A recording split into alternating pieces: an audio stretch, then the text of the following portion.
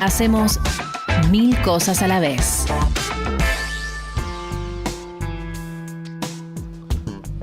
En la primera hora estuvimos repasando las principales voces que llegan desde Venezuela para tratar de entender, sigue la polémica por los resultados en este país. El presidente Maduro se proclamó vencedor, denunció que se está intentando imponer un golpe de Estado y expulsó a 7 embajadores, incluyendo el argentino. Por otro lado, hubo protestas en distintas localidades en rechazos a los resultados que da Maduro. Y por otro lado, la oposición se proclama también, se dice que dicen que ganaron y estamos tratando de entender lo que pasa en Venezuela y de tener un panorama de lo que puede llegar a pasar. Para eso vamos a hablar con José Nathanson, que es politólogo, analista internacional y también director de Le Monde Diplomatique de Cono Sur, autor del libro justamente que tiene que ver con este país, Venezuela, ensayo sobre la descomposición. José, gracias por atendernos, Lautaro te saluda.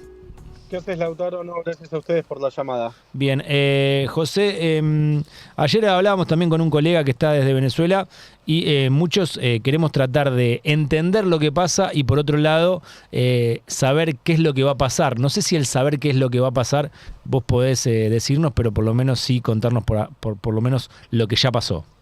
Sí, la segunda parte mucho no, puedo tener alguna especulación. A ver, lo que pasó es que hubo elecciones que se suponía iban a ser las elecciones para la normalización institucional de Venezuela. Fueron elecciones, digamos, semicompetitivas, en las cuales la principal líder de la oposición no se pudo presentar. Ella designó a una sucesora, una reemplazante, a la que también se le prohibió presentarse. Finalmente se anotó este candidato, que es un diplomático desconocido para el gran público. Ellos dicen que ganaron 70-30 y el único dato que tenemos electoral es una declaración del presidente del Consejo Nacional Electoral, que el domingo tarde a la noche se paró y dijo: Maduro sacó el 52%, Edmundo González Urrutia, el candidato opositor, sacó el 44%, el resto de los candidatos 4,2%, muchas gracias, buenas noches. Eso es todo lo que hay de información electoral. Lo que empezó a reclamar la oposición inmediatamente fue el detalle de esos cómputos. Es decir, los datos electorales desagregados por mesa y centro de votación, de manera tal de poder cotejar las actas difundidas por el gobierno, por el Consejo Nacional Electoral, con las actas que tiene la oposición, porque el sistema electoral venezolano es un sistema de voto electrónico con respaldo manual, o sea, vos votás como en un banelco, ponele, sí. Elegís la carita que te gusta, te da un recibo, ese recibo lo metés en una urna. Cuando se cierra el escrutinio, cada urna emite un acta, esa acta la firman los testigos de mesa y los fiscales, y los resultados se envían electrónicamente a un centro totalizador que se llama, que hay 2 en Caracas. El acta lo que permite es decir, en la urna tal de la mesa tal, votaron tantas personas, sacó tantos votos Maduro, tantos votos los otros candidatos, yo tengo este acta, dice lo que dice el cómputo oficial o no dice lo que dice. Bueno, ese procedimiento, que es la forma de verificar si los resultados son buenos o no son buenos, no se puede realizar básicamente porque el Consejo Nacional Electoral no difunde los datos. Entonces, para que una elección sea democrática, los resultados no solo tienen que ser públicos, sino que tienen que ser auditables. Y hasta ahora no hay manera de auditarlos. Esa es la situación, digamos, ¿no? José, y por otro lado, la oposición no ha presentado nada tampoco. Sí, la oposición, de hecho, construyó ayer una página web que ahora está colapsada por tráfico, pero ayer te podías meter, donde están el 70% de las actas que tienen ellos. Vos te podés meter en la mesa tal y ver cómo fueron las actas.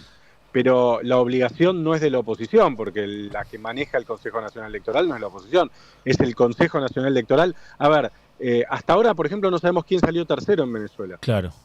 Porque ganó Maduro, supuestamente salió segundo Edmundo González Urrutia, y después el presidente del Consejo Nacional Electoral dijo, y el resto de los candidatos sacaron 4,2% todos sumados. Y no se sabe quién salió tercero. Vos no podés saber cuántos votos sacó cada candidato en un estado, por ejemplo. Vos seguramente cubriste elecciones presidenciales acá en Argentina, legislativas. Sí, sabés al toque quién... La justicia electoral te va subiendo los datos y vos ves cómo votaste el famoso fíjese cómo salió en su mesa, cuántos votos sacó no sé dónde, se arman los mapitas que arman los diarios. Bueno, todo eso no existe en Venezuela, no hay información. José, ¿qué rol pueden terminar teniendo los veedores internacionales? Yo creo que, bueno, a ver, de los observadores internacionales que han ido, hay dos que son los que a uno le resultan más confiables, porque después, qué sé yo, está el gobierno sirio envió una comisión, bueno, yo qué sé. Claro. Pero de los más, hay dos que son el Centro Carter, Sí. que es el centro que armó el expresidente de Estados Unidos, Jimmy Carter, que ya había desempeñado un rol muy constructivo en otras elecciones en Venezuela. De hecho, el Centro Carter fue, por ejemplo, el que dijo Chávez ganó el plebiscito, el referéndum revocatorio del 2004. Claro. A pesar de que la oposición en ese momento denunciaba fraude, el Centro Carter dijo Chávez ganó bien y Estados Unidos aceptó ese resultado por el Centro Carter. Bueno, y el panel de Naciones Unidas, de expertos de Naciones Unidas. Los dos están pidiendo lo mismo que te decía yo recién, que es, loco, den los datos desagregados para que los podamos chequear. Es lo mismo que pide Brasil, que pide Colombia, que pide Chile, con todos presidentes de izquierda, digo, ¿no? Sí, que pide la Cancillería mexicana de López Obrador. O sea, la sospecha se agiganta en la medida en que el gobierno o el Consejo Nacional Electoral, controlado por el gobierno, no difunde estos datos. Ahora, José, los datos que aportan la oposición sirven como para reflejar que lo que está sucediendo les da la razón, o eso todavía tampoco alcanza. No, sí, bueno, a ver, habría que hacer la sumatoria, yo no me tomé el trabajo, creo que lo que hace la oposición es mostrar las actas, y todas las actas le dan una diferencia fenomenal a favor de su candidato. Después, si esas actas están todas bien, si no están truchadas, yo no lo sé. Pero lo que digo es, el responsable de demostrar que la elección es limpia es el Consejo Nacional Electoral, no la oposición. En todo caso, si el Consejo Nacional Electoral diera estos datos que yo estoy dando, y los datos dijeran que efectivamente Maduro ganó, se trasladaría a la oposición la carga de demostrar que esos datos son falsos. Claro. Pero la oposición no lo puede hacer porque el Consejo Nacional Electoral, es decir, el gobierno, simplemente no los difunde. Simplemente no los difunde, digamos. ¿Y no suena verídico para vos el tema este de que dice que fueron hackeados? Hasta donde yo estuve averiguando, el sistema de transmisión de datos va por afuera de la red, va por afuera de Internet, son líneas independientes, y lo que me dicen, mirá, en Venezuela hubo 30.000 mesas, habría que haber hackeado 30.000 mesas, claro. 30.000 líneas, no se puede hacer eso. Entonces, no, pero sobre todo, ¿sabes por qué? Porque si el gobierno dijera, me hackearon el sistema, que los expertos informáticos de la oposición entren al Consejo Electoral, verifiquen el hackeo, nos ayuden a reconstruir la información, etcétera, yo diría, bueno, pero no, hasta ahora lo que hay es esto, es decir, che, nos hackearon desde ¿cómo se llama el país que dijeron? Desde Nueva Macedonia. Desde Macedonia del Norte, dijeron. Desde Macedonia del Norte hubo un hackeo. Bueno, no, a mí no, por ahora no me resulta creíble, ¿no? ¿Y qué crees que va a hacer no vamos a hacer futurología, ¿no? Pero el gobierno para tratar de validar el triunfo? ¿En algún momento va a sacar algún dato? ¿No va a sacar ningún dato? ¿Cómo continúa esto? ¿Quién interfiere como árbitro si sigue todo como está hasta acá? Es que árbitro no hay más. O sea, lo que yo veo hasta ahora, no sé cómo va a seguir, lo que veo hasta ahora es que el tiempo juega a favor del gobierno. Cuanto más tiempo pase, y más se vaya diluyendo la situación, y sobre todo si el gobierno logra contener la protesta popular, que en este momento la mitad de las calles de las ciudades de Venezuela están tomadas por gente enojada con lo que está pasando, el gobierno puede aguantar, tiene los recursos económicos, diplomáticos y políticos y militares como para aguantar. Ahora, se habrá convertido en un régimen totalmente autoritario, pero puede aguantar. Regímenes autoritarios aguantan, qué sé yo.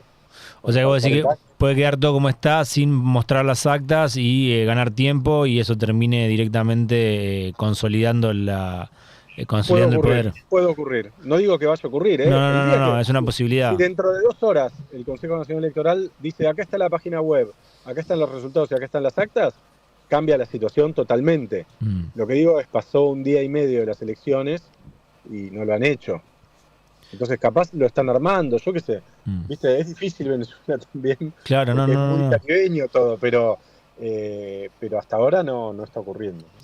Y entonces, por fuera de lo que es Venezuela, nadie puede intervenir, o sea, los diferentes países tratando de, no sé, aglomerarse y manifestar o solicitar un pedido de, eso no existe, digamos, puede generar presión o no, pero no termina siendo determinante.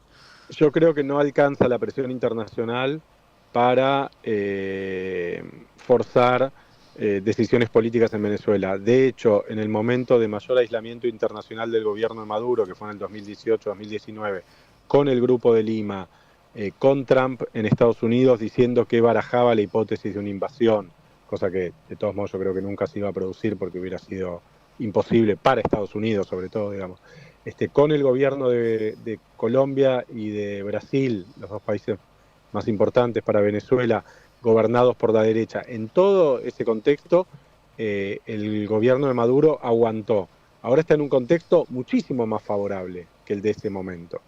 Entonces, creo que la presión internacional, la capacidad de incidencia de los países y del mundo dentro de la situación interna de Venezuela es limitada, lo diría en esos términos, es limitada.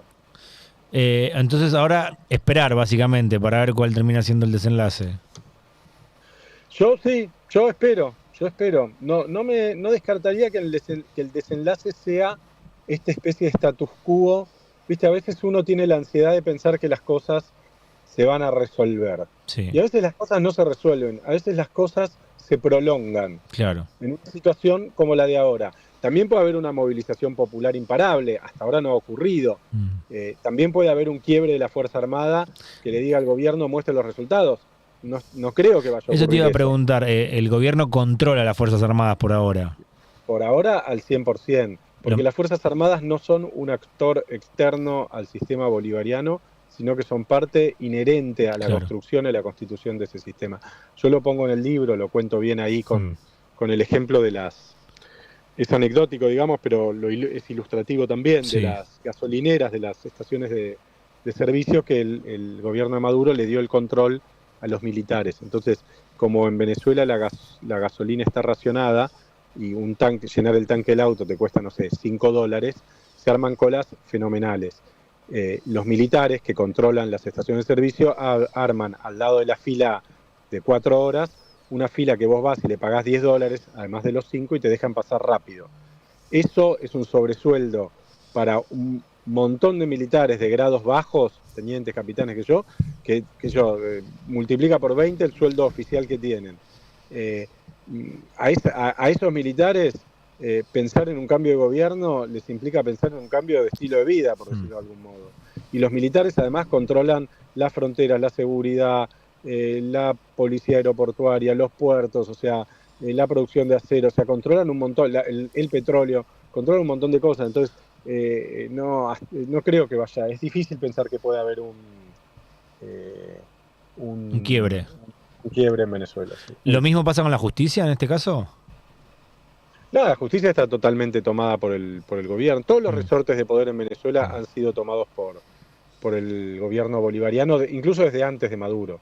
El Tribunal Supremo de Justicia son todos oficialistas, el fiscal nacional es oficialista, la Contraloría, la Asamblea Nacional hay mayoría oficialista, no hay ningún resorte de poder que no esté bajo control del gobierno.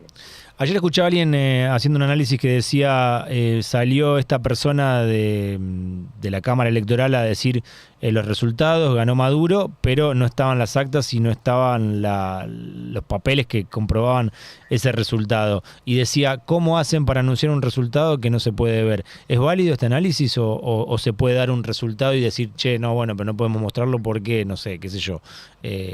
Por el hackeo. Sí. Y bueno, es que ese es el problema. Cuando un órgano... A ver, los resultados, yo decía al principio de la conversación, los resultados no solo tienen que ser públicos, sino que tienen que ser auditables, Claro. porque si no nadie va a creer en esos resultados. Y la sociedad venezolana, los actores internacionales y todos le están pidiendo al gobierno, todos piden lo mismo, que es muestren los resultados desagregados, viejo, dale. O sea, una vez que los muestren se acabó la conversación, porque va a ser la oposición la que va a tener que demostrar que eventualmente hubo fraude. Si no los muestran, uno no puede tener más que sospecha. Claro. El día que los votos a mí decían, ¿hubo fraude? No sé, la verdad no sé. ¿Los resultados son buenos? Y no sé. Claro. Yo qué sé, si no los podés ver, no podés entrar y mirar. O sea, no digo yo, digo los... Y los observadores internacionales e imparciales están diciendo exactamente esto mismo, con palabras más elegantes, pero están diciendo esto mismo. Entonces lo que hay hasta ahora es una comunicación pública del presidente del Consejo Nacional Electoral, que es un ex diputado chavista, por otra parte amigo de Maduro, que dijo ganó Maduro. Bueno, es como yo te diga, la autora hagamos elecciones, sacaste el 70% de los votos y Eva Perón sacó el 20%. Y vos decís, bueno, pero no, qué raro, porque Eva Perón la gente la quiere mucho. No, sacaste el 70%, y lo digo yo que soy tu amigo, bueno, claro. Yo qué sé. O sea que no nos sentimos tan mal cuando decimos no sabemos nosotros también, cuando tratamos de entender, porque desde el análisis también pasa esto, que sin datos no se puede saber nada. No se puede saber, efectivamente. O sea, hoy vos no arriesgarías a decir hubo fraude, ni tampoco a decir ganó la oposición. Yo no digo ninguna de las dos cosas, lo que sí digo es, yo tengo sospechas muy firmes en la medida en que el gobierno no difunda los datos. Claro. Si el gobierno no difunde los datos, yo creo que la idea de que hubo fraude es factible.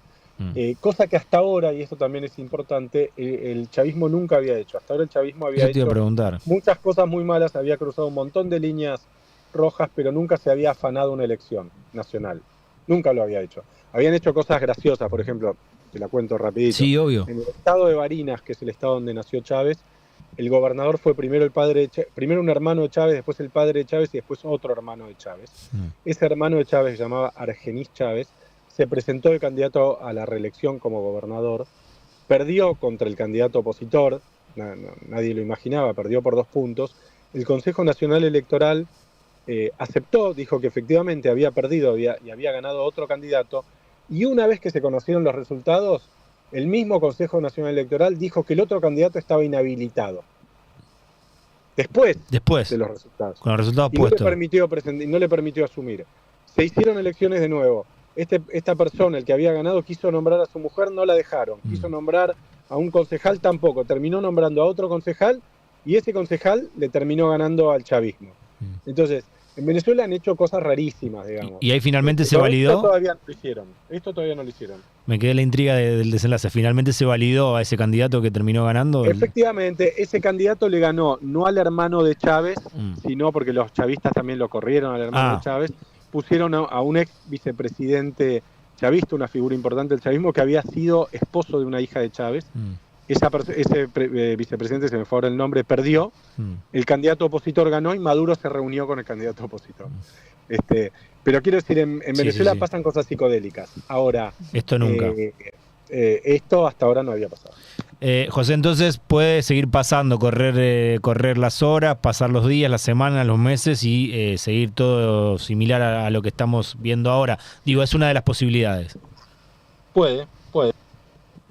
Bueno, puede que este status quo se mantenga, efectivamente. Bueno, ojalá que pronto estén los datos y que pueda haber un desenlace. Muchísimas gracias por el análisis y por tratarnos por ayudarnos a comprender.